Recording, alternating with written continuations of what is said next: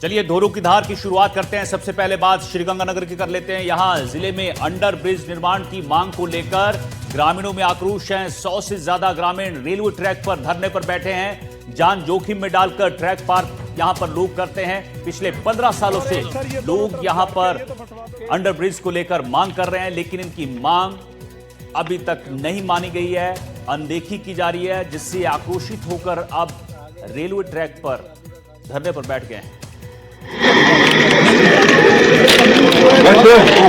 पूरी तरह से जाम कर रखा है। यहाँ पर एक ग्रामीण परेशान है, अंडर ब्रिज नहीं है और ये जान जोखिम में डालकर यहाँ इस ट्रैक को पार करते हैं। और ये कोई 1-2 साल का मामला नहीं है, पिछले 15 साल से ये मांग कर रहे हैं, लेकिन इनकी मांग अनसुनी है, अनदेखा किया गया है, जिसके चलते अब ये 100 से ज्यादा ग्रामीण रेलवे ट्रैक पर यहां धरने पर बैठ गए हैं। तो तस्वीरें श्रीगंगानगर की, जहां अंडर ब्रिज निर्माण की मांग को लेकर धरना प्रदर्शन चल रहा है। और एक सर ये दोनों तरफ झाड़ के ये तो फटवा मांग कर रहे हैं कि यहां पर अंडर ब्रिज बनाया जाए, ताकि रेलवे ट्रैक को पार करते वक्त कोई हादसा ना हो और जान जोखिम में उन्हें ना डालनी पड़े। तो तस्वीरें आप देख सकते हैं किस तरह से यहाँ ट्रैक को बाधित किया है। करीब 100 से ज़्यादा गांव के लोग हैं जो यहाँ पर प्रदर्शन में शामिल हुए हैं और मांग कर रहे हैं प्रशासन से उनकी मांगे जो है उनको माना जाए। कुलदीप गोयल हमारे सहयोगी हमारे साथ जुड़ गए हैं। कुलदीप, श्रीगंगानगर में अंडर ब्रिज निर्माण की मांग पिछले 15 साल से, लेकिन प्रशासन अनसुना कर रहा है, अनदेखा कर रहा है, जिसके चलते आज ये ग्रामीण धरने पर बैठे हैं। रेलवे ट्रैक इन्होंने ब्लॉक कर रखा है। क्या कुछ अपडेट है? इनकी कोई बातचीत हुई है और यहाँ से जो आवाजाही ट्रेनों की उस पर क्या असर पड़ा है? देखिए, ये जो ग्रामीण है पिछले 15 सालों से अंडर ब्रिज की मांग कर रहे हैं। इनका कहना है कि आने जाने के लिए रेल की पटरियां ही साधन है, लिहाजा हादसे होने की गुंजाइश बनी रहती है। अंडर ब्रिज ही एकमात्र जो विकल्प है जो ग्रामीणों की समस्या को हल कर सकता है, लेकिन बार बार मांग उठाने पर भी इनकी समस्या का समाधान नहीं हो पा रहा था। ऐसे में धरना तो चल ही रहा था। आज जो सुबह ट्रेन आती है, पैसेंजर ट्रेन, उसके आगे ग्रामीण खड़े हो गए। लगभग 15 से 20 मिनट तक जो ट्रेन है वो रुकी रही। बाद में रेलवे के अधिकारी पहुंचे, स्थानीय अधिकारी हैं, उन्होंने लिखित में आश्वासन दिया है कि इसकी ये जो मांग है उसको उच्च स्तर तक पहुंचाया जाएगा और 6 महीने के अंदर अंदर जो अंडर ब्रिज बनाने का जो आश्वासन दिया है उसके बाद में जो ग्रामीणों ने है वो रास्ता साफ कर दिया है। जी ठीक है, तो यहाँ आश्वासन दिया गया है। बहुत बहुत शुक्रिया आपका कुलदीप गोयल इस जानकारी के लिए। चलिए अब आगे बढ़ते हैं। राजस्थान में एसआईआर को लेकर कांग्रेस लगातार आक्रामक है। कांग्रेस नेता और पीसीसी चीफ गोविंद सिंह डोटासरा ने आज फिर दिल्ली से एसआईआर में गड़बड़ियों को लेकर राजस्थान की बीजेपी सरकार पर हमला बोला है। डोटासरा के मुताबिक एक सुनियोजित साजिश के तहत बीजेपी ने खास वर्ग के खिलाफ चाल चली और फिर उनके वोट मतदाता सूची से काट दिए गए। डोटासरा के मुताबिक कांग्रेस समर्थित इलाकों में वोटों का यह खेला किया गया। न सिर्फ नाम काटे गए बल्कि फर्जी नाम भी जोड़े गए। 3 तारीख से लेकर के 13 तारीख के बीच में भारतीय जनता पार्टी में गुप्त रूप से खेला चलता है। फर्जी कंप्यूटराइज फार्म हर विधानसभा वाइज 10-10, 15-15 हजार वहां पर प्रिंटेड होते हैं। सभी विधायक और विधायक प्रत्याशियों को वहां पर बुलाया जाता है, जिसमें मंत्री भी शामिल होते हैं, और उसके बाद में उस पेन ड्राइव के आधार के ऊपर वो जाकर के 13 तारीख शाम को, 14 तारीख और 15 तारीख को हर विधानसभा क्षेत्र में कहीं 10,000 फार्म, कहीं 20,000 फार्म, कहीं 15,000 फार्म, इस तरीके से ये आंकड़ा नाम काटे जाने का, जहां पर या तो कांग्रेस पार्टी 1,000, 2,000, 3,000 के लगभग जीती हो, वहां पर नाम ऐड करने के साथ साथ नाम काटे जाना, वर्ग विशेष के कांग्रेस आइडियोलॉजी के लोगों के नाम काटे जाने के फार्म दिए जा रहे हैं। और उनके पास एक ऐसा डाटा भी था कि जो राजीव गांधी युवा मित्र हमारी सरकार के समय नौकरी लगे थे, उन लोगों के हों चाहे दूसरे जो डबल इंजन की सरकार से नाराज कुछ जो वर्ग है, जो लोग हैं, वोटर हैं, उनका डाटा भी उनके पास था। और उस तरीके के लोगों का एक समूह बना करके या 60 साल से ऊपर के ग्रामीण परिवेश के लोगों के, उनके सबके वोट काटने के लिए आनन फानन में फार्म दिए जाते हैं। अब 3 दिन से लगातार भारतीय जनता पार्टी के जो बीएलए जिनके हस्ताक्षर फर्जी करके ये जो खेला खेला गया है, उसमें उन्होंने आकर के मीडिया के सामने बाइट दी कि हमने हस्ताक्षर नहीं किए, हमारे फर्जी हस्ताक्षर हैं, फार्म भी अधूरे हैं, मोबाइल नंबर भी बहुतों सौ में नहीं है। जयपुर ग्रामीण के चौमू से आपको खबर बताते हैं। यहां बस स्टैंड स्थित विवादित मस्जिद को लेकर सियासी माहौल जो है वो गर्मा गया है। बीजेपी प्रवक्ता रामलाल शर्मा का भोपावास कार्यक्रम में बयान सामने आया है। उन्होंने कहा है, डर के साए में अल्लाह की इबादत संभव नहीं है, अतिक्रमण हटना तय है, समुदाय विशेष से स्वयं पत्थर हटाने की अपील की है उन्होंने, वरना प्रशासनिक कार्रवाई के लिए तैयार रहें। राम मंदिर प्रकरण का उदाहरण देते हुए कोर्ट के फैसलों का जिक्र उन्होंने किया। बयान का वीडियो सोशल मीडिया पर तेजी से वायरल है और लोग इस पर प्रतिक्रियाएं भी दे रहे हैं। पीड़ित रहो, जाम लगता रहे, एम्बुलेंस में मौतें होती रहे, लेकिन हमारे तो धर्म की आस्था का विषय है। अभी कुछ दिनों पहले मैंने कहा, काहे कि अल्लाह की इबादत कर रहे हो, तुम्हारे मन मस्तिष्क के अंदर तो डर इस बात का बैठा रहता है कि पीछे से कोई ट्रक वाला नहीं ठोक जाए। अल्लाह से संपर्क तो होता ही नहीं तुम्हारा, होता ही नहीं है, डर तो इस बात का बैठा हुआ है। मैं तो फिर उससे समुदाय विशेष के लोगों से अपील करना चाहता हूँ, आवश्यकता इस बात की है, चौमू के जनहित को देखते हुए, लोगों की समस्या के समाधान को देखते हुए, चौमू के जाम को देखते हुए, शहर से पहले तो 2 ट्रॉली थी, अब तो 2 लड्डे बचे हैं, 2 लड्डों को हटा ले। भारत माता की पूरा समुदाय आपका अभिनंदन करेगा, आपका स्वागत करेगा। अगर आप तैयार नहीं होगे, कानून अपना काम करेगा, न्यायालय अपना काम करेगा, हम भी हमारा पक्ष रखेंगे।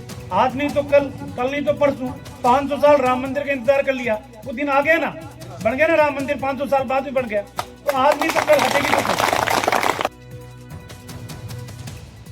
चलिए आगे बढ़ते हैं। झुंझुनू से आपको खबर बताते हैं। यहां झुंझुनू रोडवेज डिपो ने इतिहास रच दिया है। घाटे से मुनाफे में यहां पर रोडवेज डिपो पहुंच गया है। आपको बता दें कि दिसंबर 2025 में 73 लाख के आसपास रिकॉर्ड शुद्ध कमाई की गई थी। 1 साल पहले डिपो घाटे में चल रहा था। सख्त निगरानी और टीम वर्क से यहां पर तस्वीर बदल गई। यात्रियों की संख्या बढ़ी, रोडवेज पर लोगों का भरोसा अब बढ़ गया है। झुंझुनू मॉडल बनेगा रोडवेज डिपो के लिए मिसाल। तो यहां पर अब प्रॉफिट में है ये डिपो और एक मिसाल बनकर पूरे प्रदेश में उभरा है।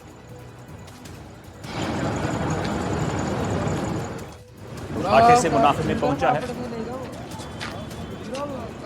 और 73 लाख से ज्यादा की रिकॉर्ड शुद्ध कमाई 2025 में इस डिपो ने की है।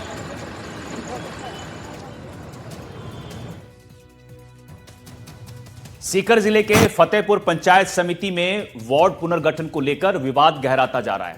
वार्ड संख्या 9 और 10 को यथावत रखने की मांग को लेकर बड़ी संख्या में ग्रामीण फतेहपुर विधायक हाकम अली और कांग्रेस जिला अध्यक्ष सुनीता गठाला के नेतृत्व में जिला कलेक्ट्रेट पहुंचे और जिला कलेक्टर को ज्ञापन सौंपा। ग्रामीणों का कहना है कि वार्ड 9 और 10 की जनसंख्या करीब 7-7 हजार है, जिन्हें मिलाकर 15,000 की आबादी एक वार्ड बनाया जा रहा है, जबकि नियमों के अनुसार सभी वार्डों की जनसंख्या लगभग समान होनी चाहिए। कांग्रेस नेताओं ने आरोप लगाया कि बीजेपी सरकार राजनीतिक द्वेषता के चलते नियमों की अनदेखी कर रही है और निकाय चुनाव से पहले परिसीमन में धांधली की जा रही है। परिसीमन में इन्होंने बहुत धांधली की है। कोई न नियम रखे हैं न कोई कानून के, ये खुद ही तो नियम बनाते हैं और उन्हीं नियमों की धज्जियां उड़ाते हैं। सरकार के नियम है कि समकक्ष जनसंख्या के वार्ड होने चाहिए। अगर एक पंचायत समिति में 15 वार्ड हैं तो 15 वार्डों के अंदर 10% कम बत्ती करके समकक्ष वार्डों की जनसंख्या होनी चाहिए। लेकिन अब आप देखो इनकी बनाए हुए नियमों में कि समकक्ष तो बहुत दूर की बात है, एक 6-7 हज़ार के जो वार्ड है उसको 2 वार्ड कर रहे हो, फिर एक वार्ड 2 7-7 साढ़े 7 हज़ार के उन 2 को 1 बना रहे हो, तो कहाँ समकक्ष और कहाँ नियम रह गए। तो इसलिए हम कलेक्टर साहब को यही कहने आए हैं कि कलेक्टर साहब आप जिले के मालिक हो, आप नियमों से चलने वाले हो और आप कोई किसी पार्टी के दबाव में ना करके, किसी के दबाव में ना करके और नियमानुसार काम करो। और हम आप पर विश्वास करते हैं क्योंकि आप जनता के रखवाले हो। आप जहाँ लोग पार्टियाँ द्वेषता से काम करती हैं तो जनता है वो आपके पास आती है और आप उनकी सुनो। हमारी मांग है कि जो भी नियमानुसार हो सही हो, वार्डों का पुनर्गठन हो वो सही हो, क्योंकि एक वार्ड जो 15,000 का बना रहे हो, 2 वार्डों को मिलाकर दूसरा वार्ड आप 7,000 का तोड़ करके 3,500 के 2 वार्ड बना रहे हो, तो ऐसा जो नियम विपरीत काम होगा हम उसका पुरजोर विरोध करेंगे और कांग्रेस हमेशा विरोध करती रहेगी। ऐसा ही SIR में हो रहा है, नियम विरुद्ध वोटों को काटा जा रहा है, जबरदस्ती वोटों को काटने का टारगेट लोगों को दिया जा रहा है। सवाई माधोपुर शहर 263 साल का हो गया है, 263 साल का हो गया है। जिला प्रशासन की तरफ से शहर के स्थापना दिवस को 3 दिवसीय उत्सव के रूप में मनाया जा रहा है। स्थापना दिवस को लेकर कई कार्यक्रम आयोजित किए जा रहे हैं। नगर परिषद में आयोजित कार्यक्रम में आज कृषि मंत्री डॉक्टर किरोड़ीलाल मीणा शामिल हुए। इस दौरान उन्होंने शहर के संस्थापक सवाई माधो सिंह प्रथम की प्रतिमा पर माल्यार्पण किया। इस मौके पर कई सुंदर झांकियां निकाली गई और जिसमें कलाकारों ने रंगारंग प्रस्तुतियां दी। शहर के स्थापना दिवस के मौके पर डॉक्टर किरोड़ीलाल मीणा ने लठिया नाले के सौंदर्यकरण समेत 38 लाख की लागत से हमीर सर्किल से गोपाल जी के मंदिर तक बनने वाली सड़क का भी शिलान्यास किया। राजेश भाई साहब दिखवा दीजिए। ठीक राजेश जी भाई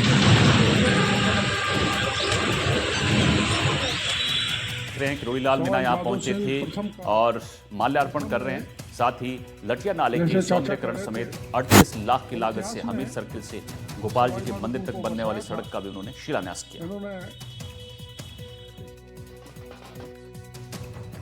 प्रतिवर्ष इसको मनाते हैं, लेकिन एक चीज इसमें नई जुड़ी है जो किसानों की विभूति से जुड़ा हुआ मुद्दा है, उनकी खुशहाली से जुड़ा हुआ है, वो आर्थिक दृष्टि से मजबूत हो। और यहाँ अमरूद का प्रोडक्ट जो राजस्थान का सबसे ज़्यादा होता है, टोटल एरिया 14,000 हेक्टेयर है, जिसमें से अकेले सवाई माधोपुर में 11,000 हेक्टेयर में अमरूद तैयार किया जाता है। ये हब है अमरूद का, हम अमरूद की राजधानी कह सकते हैं। उसका प्रोडक्ट उस अमरूद को बड़े मेहनत से किसान तैयार करता है, उसका कोई मार्केट नहीं, तो प्रॉपर मार्केटिंग हो। जयपुर लिटरेचर फेस्टिवल का आज आखिरी दिन है। इस दौरान कई अहम सेशन हो रहे हैं। इस बार जावेद अख्तर, प्रसून जोशी से लेकर पूर्व chief justice of India D Chandrachud और कई बड़ी हस्तियां यहां पर शामिल हुई। साहित्य के महाकुंभ में बड़ी संख्या में युवाओं ने बढ़ चढ़कर हिस्सा भी लिया।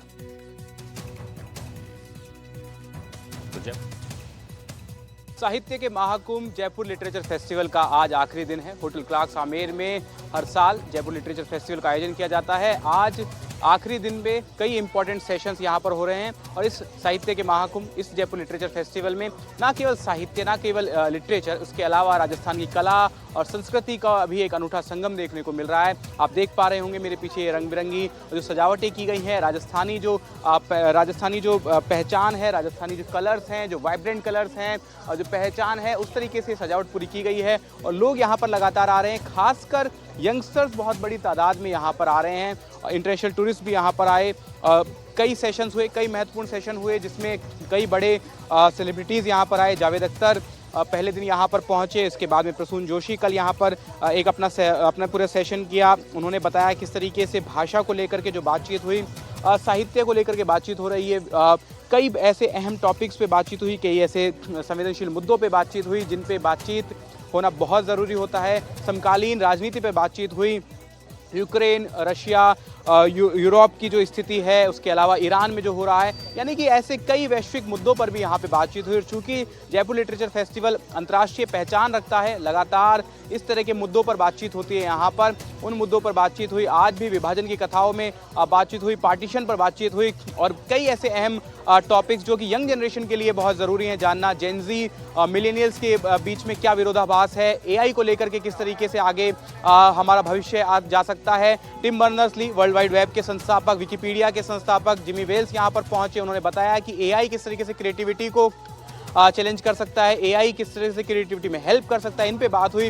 विश्वनाथन आनंद ने शतरंज के जरिए मेमोरी को बढ़ाने के और लोगों को AI को किस तरीके से यूज़ करना है, ये अपने टूल्स बताए। तो इस तरीके से समावेशी पूरा माहौल यहाँ पर रहा और इसके साथ में ही जयपुर लिटरेचर फेस्टिवल का आज आखिरी दिन है और आज आखिरी दिन बहुत ही इंटरेस्टिंग सेशंस हैं। पार्टीशन पर अभी एक सेशन हुआ, जेन ज़ी, मिलेनियल्स पे एक सेशन हुआ और शाम को क्लोजिंग डिबेट जो है वो बहुत ही शानदार रहने वाली है। जिसमें वीर सांघवी जो कि एक बड़े लेखक और जर्नलिस्ट हैं वही बातचीत करेंगे। तो इसलिए कुल मिला के समावेशी रूप से जयपुर लिटरेचर फेस्टिवल का आयोजन हुआ। राजस्थान की कला और संस्कृति के परिवेश में जयपुर लिटरेचर फेस्टिवल अंतर्राष्ट्रीय रूप से राजधानी जयपुर की पहचान को पूरे विश्व में करता है और उसी के साथ में ये सेशन, उसी के साथ में 2026 का ये सत्र, उसका आज आखिरी दिन। कैमरा निर्मल शर्मा के साथ विश्वास शर्मा, एनडीटीवी। उधर धौलपुर में किसानों की परेशानी लगातार बढ़ रही है। पार्वती मुख्य नहर बंद होने से खेतों तक पानी नहीं पहुंच पा रहा है। सैपऊ, कौलारी और बसई नवाब क्षेत्र के किसान पानी के अभाव में फसलें सूखने की कगार पर देख रहे हैं। गेहूं और सरसों की फसल में पहला पलेवा तक नहीं लग सका है, जिससे पौधे कमजोर पड़ रहे हैं। सरसों की फसल पकाव की स्थिति में है, लेकिन पानी न मिलने से उत्पादन पर संकट मंडरा रहा है। आलू, चना, मटर और सब्जियों की फसल भी प्रभावित हो रही है। किसानों का कहना है कि खाद और यूरिया की जमकर कालाबाजारी हो रही है और निजी ट्यूबवेल जो हैं उससे सिंचाई करने पर बिजली की पर्याप्त सप्लाई भी नहीं मिल रही है। सोमवार को किसानों ने पार्वती मुख्य नहर पर प्रदर्शन कर सिंचाई विभाग से तुरंत पानी रिलीज करने की मांग की और चेतावनी दी कि अगर जल्द समाधान नहीं हुआ तो आंदोलन तेज किया जाएगा। जय विभाग मुर्दाबाद, जय विभाग मुर्दाबाद। क्या क्या दिक्कत है किसानों को और क्या क्या समस्या है? सर आपका नाम बताएं पहले। मैं मुकेश कुमार शर्मा बोल रहा हूँ साहब। ये क्या स्थिति है? स्थिति ये है कि आलू के लिए पानी नहीं है, फसल पे पुअर और परिवे की संभावना है, जाड़ों लेवे की संभावना है और गेहूं की फसल नष्ट हो जा रही है, कोरा लगा नहीं है और बहुत सारी दिक्कतें। पहला पानी जो होता है, पहला पानी फसल में लगा नहीं है और टाइम पूरा हो चुका। अब कब पानी लगेगा? अभी तक नहर नहीं छूटी है, कब तक नहर रोकर आओगे? किसान मर जाएगा जब दोगे, या फांसी खाए या फिर इसको बंद कर दो। हमें ऐसी आवश्यकता नहीं है। सरसों में, गेहूं में पानी कैसे लगा ही ना भाई, और नुकसान है। नहीं, पानी तो जैसे नवंबर में रिलीज किया था तो इधर पानी नहीं आया आपके लिए? नहीं आया, बिल्कुल नहीं आया। आप बताइए आपका नाम क्या है? मेरा नाम सोबरन सिंह है। सोबरन सिंह जी, क्या हालात हैं? पानी की सख्त जरूरत है। गेहूं को पानी ना लगा, कोरे खेतर कोरे ने पानी ना आयो।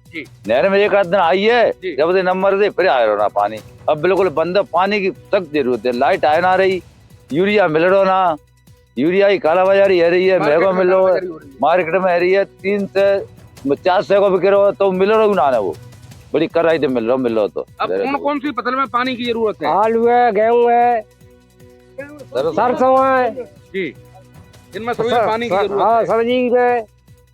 आप बताएंगे आपका नाम क्या है? गोपाल शर्मा। जी गोपाल जी, आपकी किस किस फसल को पानी की आवश्यकता है? गेहूं की फसल में को जरूरत है, उसमें अभी एक भी पानी नहीं लगा है। आलू की में जरूरत है, सरसों में जरूरत है और पानी बिल्कुल आ नहीं रहा है। किसानों को यह भी आरोप है कि मार्केट में खाद यूरिया भी उपलब्ध नहीं हो रहा है, अगर मिलता भी है तो उस पर कालाबाजारी की जा रही है। उधर डिस्कॉम पर भी आरोप लगाए हैं कि अघोषित बिजली कटौती हो रही है, जिससे अगर किसान कह सकते हैं ट्यूबवेल के माध्यम से यहाँ पर सिंचाई करे तो उसके लिए पर्याप्त कह सकते हैं तात्म बिजली नहीं मिल रही है। धौलपुर से नीरज शर्मा, एनडीटीवी के लिए।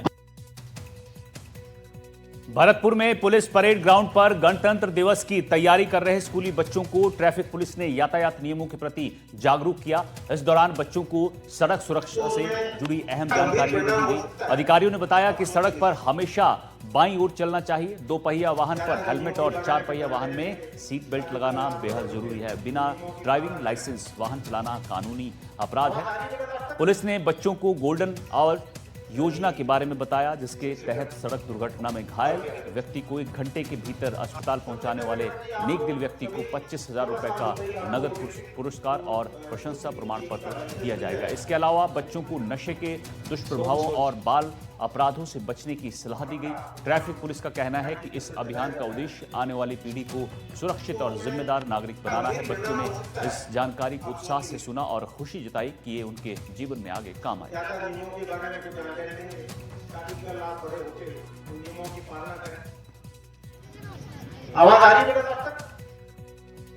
भजनलाल सरकार हवेलियों के संरक्षण को लेकर काफी संवेदनशील नजर आ रही है। इसको लेकर भजनलाल सरकार ने हेरिटेज हवेली के संरक्षण को लेकर विशेष निर्देश भी दिए, लेकिन धरातल पर इस तरह की हवेलियों को संरक्षण के नाम पर कोई बड़ा फायदा मिलता हुआ दिखाई नहीं दे रहा है। बीकानेर के हेरिटेज रूट की पुरानी हवेलियों में दरारें आ गई हैं, जिससे आसपास के रहने वाले पड़ोसी भी दहशत में हैं। हवेली के आसपास रहने वालों का कहना है कि इसको लेकर कई बार निगम और प्रशासनिक अधिकारियों को इस बात की शिकायत दी जा चुकी है, लेकिन कोई कदम नहीं उठाया गया।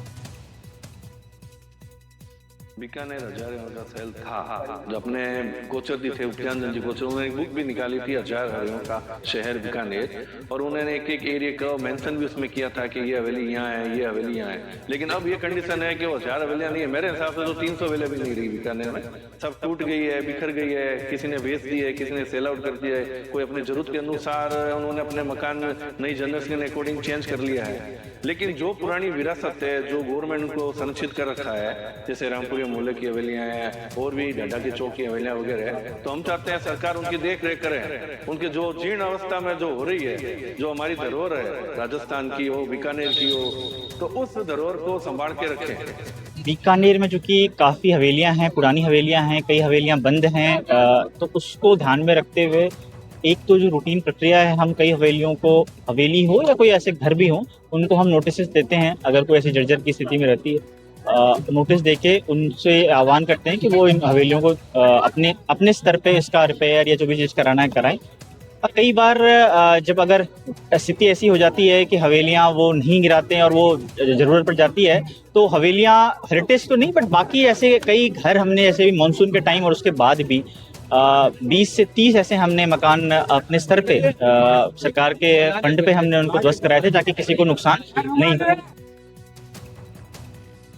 नागौर से आपको बड़ी खबर बताते हैं। यहाँ विश्व विख्यात रामदेव पशु मेले का आगाज कर दिया गया है। पशुपालक पहुंचे नागौर पशु मेले मैदान में और झंडारोहण के साथ यहां पर पशु मेले का शुभारंभ किया गया है। तो नागौर से आपको एक खबर दिखा रहे हैं, जहां विश्व विख्यात रामदेव पशु मेले का आगाज हुआ है। पशुपालक यहां मेला मैदान में पहुंचे हैं। यहां वक्त थोड़ी सी ब्रेक।